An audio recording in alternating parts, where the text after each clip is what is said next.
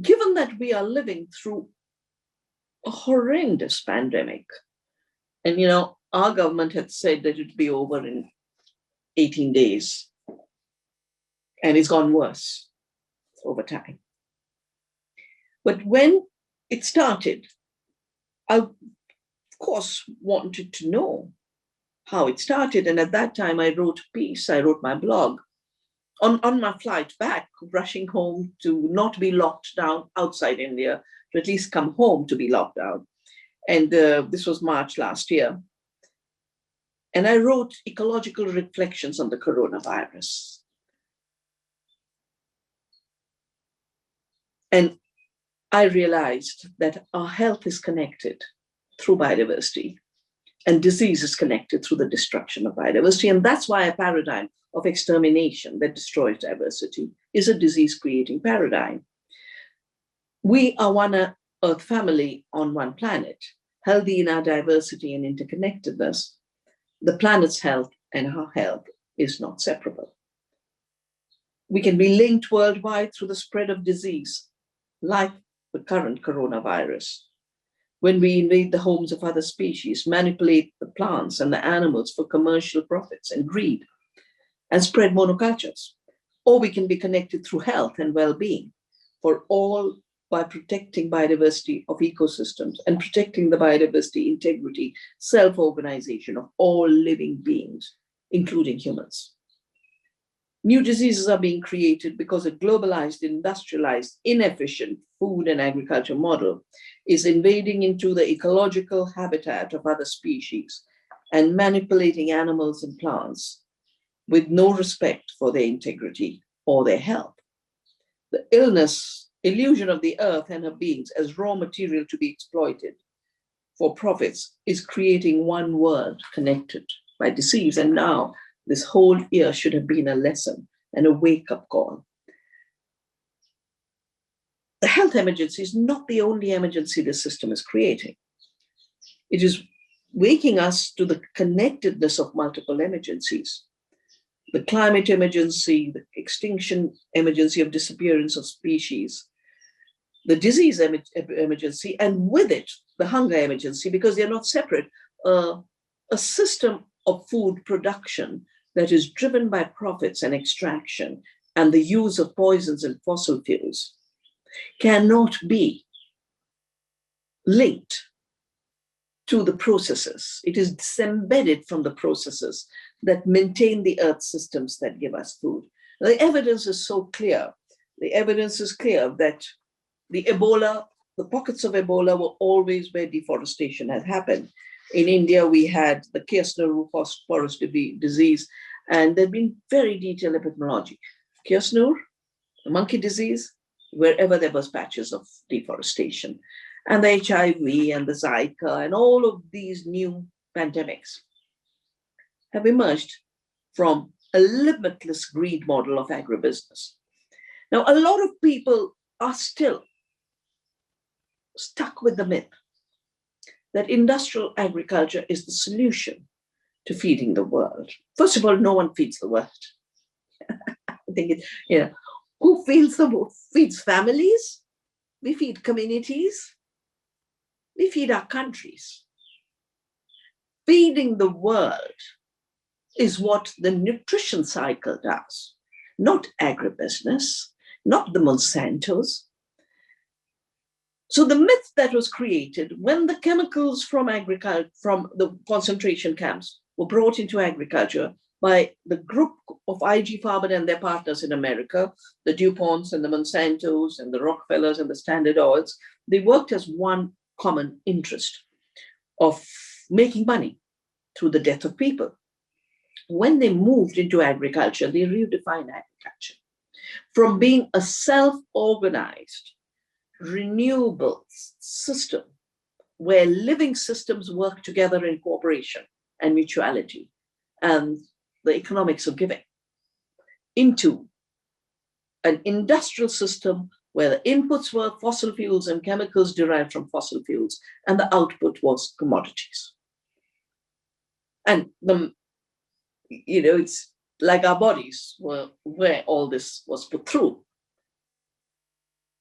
look at the input issue. If we did a truly honest calculation, and now having spent 4 decades on this, I have done so many studies. The industrial system actually is not an efficient system at all. It is very, very, very inefficient. It uses 10 units of energy as inputs to produce 1 unit of bad food as an output. This is a negative energy equation. If it wasn't subsidized with our tax money, it would collapse tomorrow. And that's why we must start becoming much, much more assertive about how tax money is used for which food system to subsidize the killing systems, the systems that are killing the biodiversity, the insects, the plants with chemicals like the glyphosates and the insecticides and the neonicotinoids, or systems that nourish life on Earth. Will we subsidize agribusiness, or will we support local farmers and local farmers' markets? These are choices we need to make. And because the myth that, oh, this is technology and it's none of your business, has been riding high since the Green Revolution was imposed on India. I shouldn't say introduced, it was imposed on India. I've written a whole book called The Violence of the Green Revolution. It's been published by Kentucky University Press, who've also published The Stolen Harvest. I wrote this book when I watched the violence emerge in 1984 in Punjab.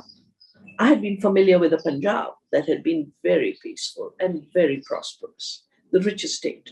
Rich because it's the land of 5 rivers. Rich because it has amazing soils. Rich because it has hard-working farmers.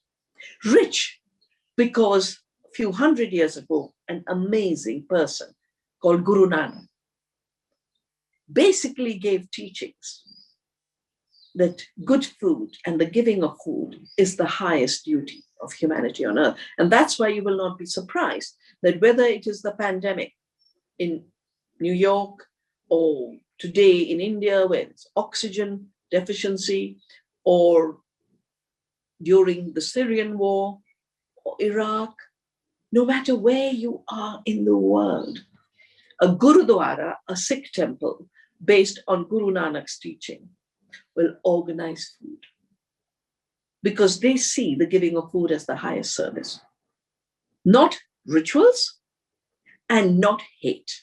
You see, we've had the mutation of religion first into emptying it of content. I mean, just reflect a little bit that there is not a single religion that doesn't have food as sacrament. It's called prasad in India, langar in the Sikhism. The Christians have the bread of life. And again, we reduced it to a ritual. But even more importantly now, religion, which is supposed to bind us, it's about relating, has now become a justification for creating hate and therefore keeping us divided from understanding what are the roots of disease and what are the solutions for real health. The issue of food as a commodity has not just created the false claim of efficiency, it has also created a false claim of productivity. We produce more food. First of all, no agribusiness, you don't produce food at all. Commodities are not food. They don't feed people. They might be raw material for the biofuel industry. They might be raw material for the animal feed industry. And if you think of the factory farming, 1,000 units of input to produce 1 unit of protein. And if you take all of this into the pretend solution of fake lab food, fake lab milk, it'll be even more, because at every step you're intensifying energy use. You're intensifying external energy use. All living systems have inner energy. And therefore, we talk of these as self-organized. More importantly, this energy is not just renewable. It actually reverses entropy. For me, it's very, very inspiring that some of the best People who really understood life were not the ones who were studying life. They were studying nature. So Schrödinger wrote a book, the quantum physicist. You might have heard of the Schrödinger cat. Because of uncertainty, neither dead nor alive. You don't know till you open the box. But Schrödinger wrote a little book, What is Life? And he concludes in trying to understand what is life, that life is that miracle with the reverses entropy. It is a negative entropy process. It is not a mechanical process. And it is now time to give up the mechanical idea of food production, the mechanical idea of our bodies, a mechanical idea of how we will bring health.